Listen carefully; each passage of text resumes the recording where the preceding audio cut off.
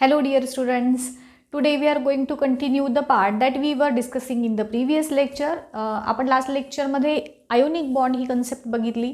Ionic bond form कसा होतो, त्यानंतर त्याचे एक्झाम्पल्स हा बघितला पार्ट. आता आज फोकस करूयात ऑन कोव्हॅलंट बॉन्ड. आता कोव्हॅलंट बॉन्ड आणि आयोनिक बॉन्ड ह्याच्यामध्ये काय डिफरन्स आहे मेन, तर ionic bond is formed by give and take of electrons, whereas covalent bond is formed by sharing of electrons. म्हणजेच फॉर एक्झाम्पल आयोनिक बॉन्ड कसा form होतो हे सांगताना आपण असं म्हणू शकतो की सपोज तुम्ही आणि तुमचे फ्रेंड आहात, तर तुम्ही तुमच्या फ्रेंडला काही सर्टन अमाऊंट सपोज 5 रुपये दिले, तर तुम्ही त्याला 5 रुपये दिले आणि त्यानं तुमचे 5 रुपये ॲक्सेप्ट केले. एकानं दिले एकानं घेतले. ह्या पद्धतीचा बॉन्ड असतो आयोनिक बॉन्ड. आणि कोव्हॅलंट बॉन्ड असतो, तुम्ही 2 फ्रेंड्स आहात, शाळेमध्ये एकत्र जाता, एका बेंचवरती बसता. So that particular bench belongs to neither you nor your friend. तो तुमचाही नसतो, तुमच्या फ्रेंडचाही नसतो, दोघांचा मिळून कॉमन असतो ना, बरोबर की नाही. म्हणजे जेव्हा तुम्ही बसता त्यावेळेस तो बेंच तुझाही असतो त्याचाही असतो, पण पर्टिक्युलरली कुणाचा त्याच्यावरती मालकी नसते. अशा पद्धतीने शेअरिंग ज्या वस्तूंचा आपण करून वापरतो तशाच पद्धतीचे हे बॉन्ड्स कोव्हॅलंट बॉन्ड तयार होतात बाय शेअरिंग ऑफ इलेक्ट्रॉन्स. जेव्हा कोव्हॅलंट बॉन्ड फॉर्म्स होतात, the elements which are having similar properties, म्हणजे थोडक्यात त्यांची व्हॅलन्सी सिमिलर असते. मी तुम्हाला लास्ट लेक्चरमध्ये बघा सांगितलेलं होतं कोणते ॲटम्स इलेक्ट्रॉन डोनेट करतात, कोणते ॲटम इलेक्ट्रॉन ॲक्सेप्ट करतात वगैरे. आणि जो मधला म्हणजे ज्याच्या आउटर शेलमध्ये किंवा व्हॅलन्स इलेक्ट्रॉनचा नंबर 1, 2, 3 असतो ते ॲटम्स डोनेट करतात. त्यानंतर 5, 6, 7 असतो ते इलेक्ट्रॉन्स ॲक्सेप्ट करतात. आणि ज्यांचे व्हॅलन्स इलेक्ट्रॉनचा नंबर 4 असतो ते ॲटम्स इलेक्ट्रॉन शेअर करतात. They neither donate nor accept electrons. का ते डिटेल रिझन आपण 10th मध्ये शिकणार आहात. तुम्हाला पुन्हा हे 10th स्टँडर्डमध्ये 9th स्टँडर्डमध्ये देखील कोव्हॅलंट बॉन्डची कन्सेप्ट आहे. 8, 9, 10th ह्या तिन्ही स्टँडर्डमध्ये आयोनिक आणि कोव्हॅलंट बॉन्ड हे तुम्हाला शिकायचं आहेत. सो इथं तुम्हाला जी बेसिक इन्फॉर्मेशन आहे तेवढीच आपण बघूयात. त्याच्याशी रिलेटेड काही ॲडिशनल जी तुम्हाला समजेल अशी इन्फॉर्मेशन नक्कीच मी तुमच्यासोबत शेअर करेन. सो पहिल्यांदा त्याची definition, what is covalent bond. Covalent bond कशाला म्हणायचं, तर the bond which is formed by sharing of electrons त्याला म्हणायचं कोव्हॅलंट बॉन्ड. Definition bond. मग याच्यामध्ये एक्झाम्पल्स आपण काय, तर इथं तुम्हाला जे टेक्स्टबुकमध्ये दिलं आय थिंक हायड्रोजन आहे, ऑक्सिजन आहे, H2O मोलिक्यूल वगैरे कसा फॉर्म होतो. सिमिलरली तुम्ही 10th स्टँडर्डमध्ये सुद्धा खूप सारे कोव्हॅलंट कंपाऊंड्स कसे फॉर्म होतात तो पार्ट बघायचा आहे. इथं आपण एकदम सोपे एक्झाम्पल बघूयात.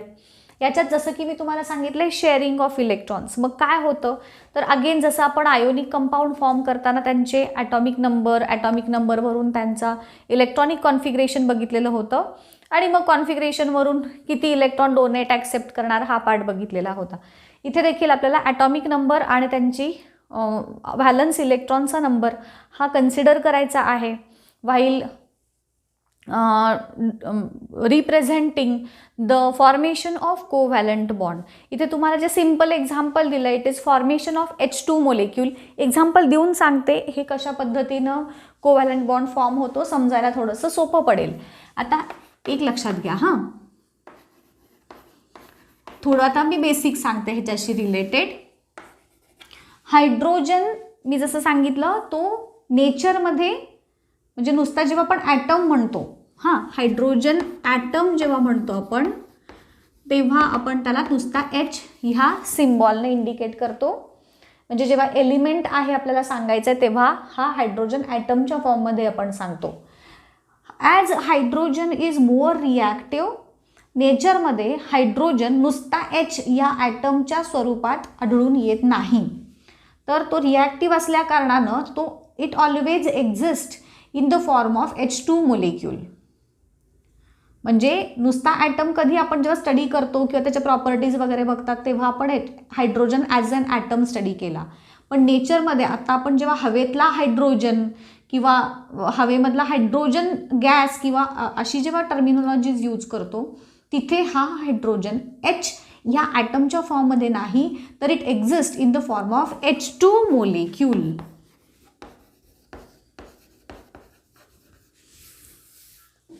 ठीक आहे. नेहमी हा हायड्रोजन म्हणजे H2च्या फॉर्ममध्येच आहे, बट त्याला आपण म्हणताना हायड्रोजनच म्हणणार.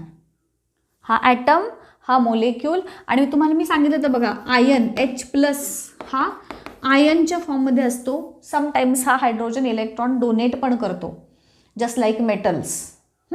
मग हा हायड्रोजन जेव्हा H2च्या फॉर्ममध्ये असतो, मोलिक्यूलच्या फॉर्ममध्ये असतो, दॅट टाईम दोन हायड्रोजन ॲटम्स हे कोव्हॅलंट बॉन्डच्या थ्रू कंबाईन होतात. सो H2 मधला जो बॉन्ड आहे it is a covalent bond, आणि H2 हे एक कोव्हॅलंट कंपाऊंड आहे. The compound which is formed by sharing of electrons त्याला कोव्हॅलंट कंपाऊंड म्हणायचं. मग हा जो H2 मोलेक्यूल आहे तो कसा फॉर्म झाला आहे, तर ह्याच्यामध्ये तुम्हाला माहिती आहे हायड्रोजन ॲटम जो आहे त्याचा ॲटॉमिक नंबर 1 आहे. So hydrogen is having 1 electron आणि एकच शेल आहे त्याच्याकडे. आता हे तुम्ही दाखवणार कसं, नेहमी लक्षात घ्या, जेव्हा आपण इलेक्ट्रॉनिक कॉन्फिगरेशन दाखवतो तशाच पद्धतीनं कोव्हॅलंट बॉन्ड दाखवताना मध्ये तो जो कोणता तुमचा ॲटम आहे त्याचा सिम्बॉल दाखवायचा आणि त्याच्या भोवतीने त्याच्यामध्ये असणारे इलेक्ट्रॉन्स दाखवायचे लाईक धिस. आता जनरली जेव्हा एकापेक्षा जास्त शेल्स प्रेझेंट असतात त्या पर्टिक्युलर ॲटममध्ये, तेव्हा आपण फक्त आउटर शेलमधले इलेक्ट्रॉन्स दाखवायचे शेअर होताना. म्हणजे शेअर जे होतात ते फक्त आउटर शेलमधले होतात, इनर शेलमधले नाहीत. सो इथं कोव्हॅलंट बॉन्ड पण फॉर्म होताना तिन्ही शेल्स म्हणजे समजा 3 असतील शेल्स तर 3 शेल्स दाखवायची गरज नाही. तिथे तुम्ही एकच shell that is outer shell दाखवायची आणि फक्त त्यातले इलेक्ट्रॉन्स रिप्रेझेंट करायचे. सगळ्या शेल्स दाखवायची गरज नाही. आता as hydrogen is having only 1 shell and 1 electron, so मी हे या पद्धतीनं दाखवलं. हायड्रोजनचं सिम्बॉल, बाहेर सर्कल आणि मग हा त्याच्यातला 1 इलेक्ट्रॉन. असाच दुसरा hydrogen atom, both atoms are similar, त्यांच्या प्रॉपर्टीज सिमिलर आहेत, सेम आहेत. मग हा एक हायड्रोजन दोघं काय करतात, they share electron just like you share your bench with your partner. तुमचा फ्रेंड जो आहे आता, किंवा तुम्ही तुमचा फ्रेंड फिरायला जात असताना आपण कसं हातात हात धरून चालतो, तशा पद्धतीनं हायड्रोजन दुसऱ्या हायड्रोजनचा हा हात म्हणजे त्याचा इलेक्ट्रॉन आहे असं कन्सिडर करा. मग एक हायड्रोजननं स्वतःचा 1 इलेक्ट्रॉन दिला, दुसऱ्या हायड्रोजननं त्याचा 1 इलेक्ट्रॉन दिला. सो त्यांच्या दोघांच्या मध्ये बॉन्ड झाला बाय शेअरिंग ऑफ इलेक्ट्रॉन. आणि मग जेव्हा तुमचे हे असं आपण हातात हात धरतो, तो जो तुमचा बॉन्ड तयार झाला तो काय आहे, असं आपण म्हणतो का की हा बॉन्ड माझा आहे किंवा हा बॉन्ड माझा आहे, तो दोघांचा मिळून फॉर्म झालेला असतो की नाही. म्हणजे हे जेव्हा बॉन्ड फॉर्म होताना दोघांचेही हात आपण कन्सिडर करतो, तसंच कोव्हॅलंट बॉन्ड फॉर्म होताना दोघांचेही इलेक्ट्रॉन्स कन्सिडर करायचे. मग हे दाखवायचं कसं, तर बघा ह्या 2 हायड्रोजन ॲटममधले जी शेल आहे त्यांची ओव्हरलॅपिंग दाखवायची अशा पद्धतीने. हां, मग आता हे ओव्हरलॅपिंग केवढं दाखवायचं, असं दाखवायचं का, काही स्टुडंट्स म्हणतील मी असं दाखवतो, तर हे बरोबर आहे का मॅम, तर नाही, हे चुकीचं आहे. का चुकीचं आहे, आम्ही तर ओव्हरलॅपिंग दाखवलं आहे, मग काय चुकलं, तर ह्याच्यामध्ये लक्षात घ्या हे सेंटरपर्यंत गेला ना, ऑलमोस्ट सेंटरपर्यंत गेला हा, तर आपल्याला सेंटरपर्यंत जायचं आहे का, तर नाही. हे ओव्हरलॅपिंग फक्त आउटर शेलपर्यंत पुरतंच मर्यादित असतं आणि त्यामुळं हे अशा पद्धतीचं बॉन्ड फॉर्मेशन नाही दाखवायचं आपल्याला. आपण फक्त ह्या 2 शेल्स ओव्हरलॅप झालेल्या दाखवायच्या. आता बघा, हा हायड्रोजनचा हा पार्ट आहे राईट, आणि मग त्याच्या आउटर शेलमधला हा इलेक्ट्रॉन मी इथं दाखवला. या हायड्रोजन ॲटमचा हा पार्ट इथं आला, ह्याच्या आउटर शेलमधला इलेक्ट्रॉन मी इथं दाखवला. मग आता हे 2 ॲटम्सनी इलेक्ट्रॉन शेअर केले आणि त्यांचं आता ड्युप्लेट स्टेट कंप्लीट झालं. मी तुम्हाला शिकवलं होतं ना, ऑक्टेट आणि ड्युप्लेट. हायड्रोजन त्यानंतर हेलियम सारखे जे ॲटम्स आहेत त्यांच्या, हेलियममध्ये तर 2च आहेत. लिथियमच्या बाबतीत विचार केला तर लिथियमकडे 3 इलेक्ट्रॉन्स असतात ना, सो त्याचं कॉन्फिगरेशन 2-1 आहे. मग लिथियम हा इलेक्ट्रॉन देतो, त्याच्याकडचे 2 इलेक्ट्रॉन्स राहतात. सो त्याचं देखील ड्युप्लेट स्टेट कंप्लीट होते बाय शेअरिंग नाही म्हणणार, डोनेटिंग 1 इलेक्ट्रॉन. मग तसं इथे हायड्रोजन काय करतो, त्याचं ड्युप्लेट स्टेट म्हणजे आउटर शेलमध्ये 2 इलेक्ट्रॉन्स असण्याचे स्टेट त्याला म्हणायचं ड्युप्लेट स्टेट.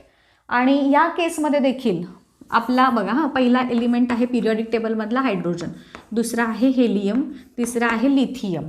तिघांच्या बाबतीत जर बघायचं झालं, हायड्रोजनकडे 1 इलेक्ट्रॉन, ह्याच्याकडे 2, ह्याच्याकडे 3 इलेक्ट्रॉन्स.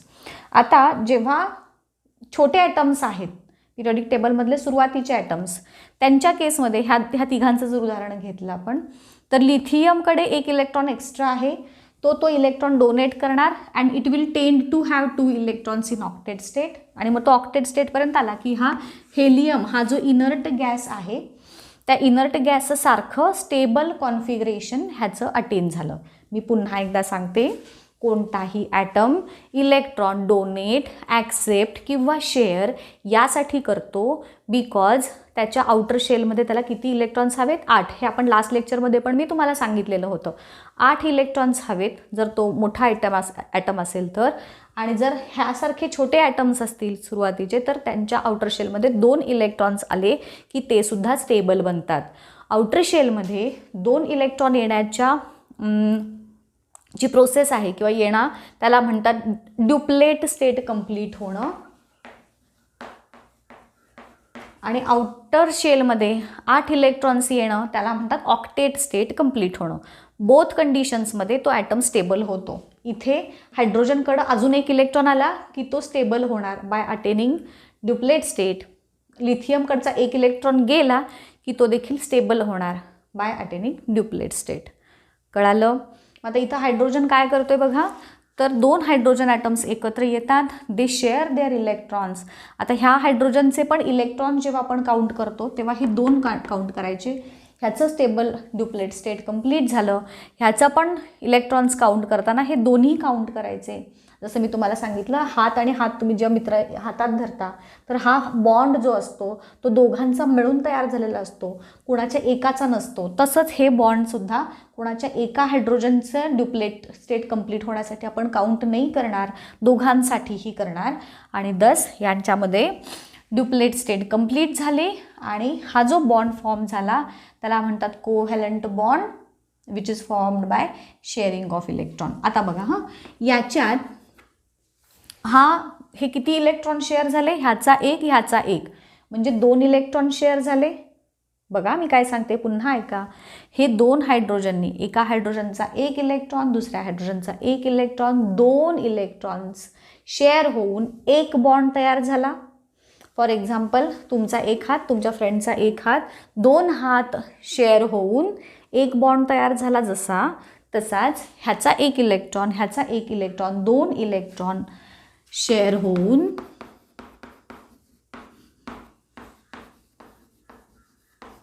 सिंगल